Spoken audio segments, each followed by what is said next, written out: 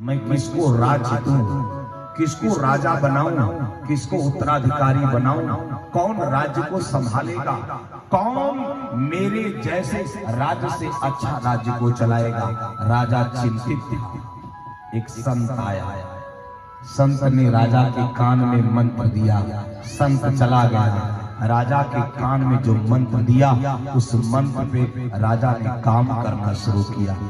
राजा तीनों बेटों को बुलाया, तीनों बेटों को बुलाया और बुला करके कहा, बेटा ये फूल के बीज हैं,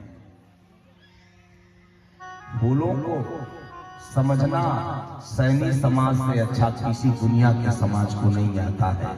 फूल क्या है ये सैनी समाज जानता है।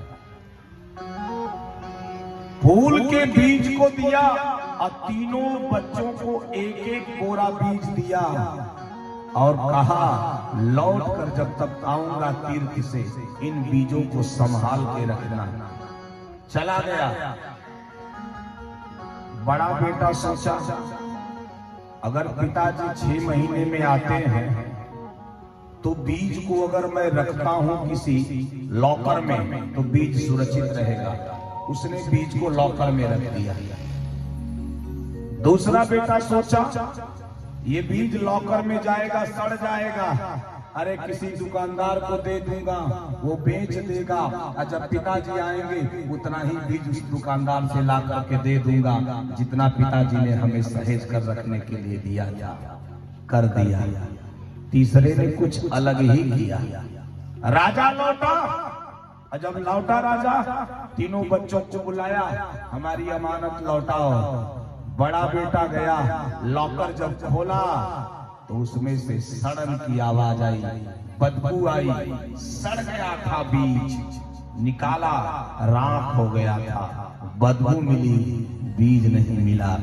फिर पापा पिता से कहा, पिताश्री मैंने तो बीज को संभाल के रखा लेकिन ये लाकर में सड़ गया।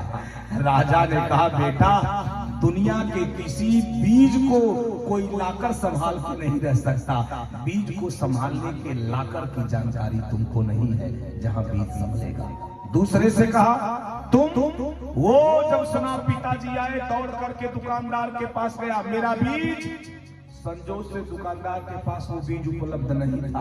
कहा 2-4 दिन का समय दो तो उतना बीज मंगा के दे दूं। खाली हाथ लौटा। कहा दुकानदार को दिया, पिताजी।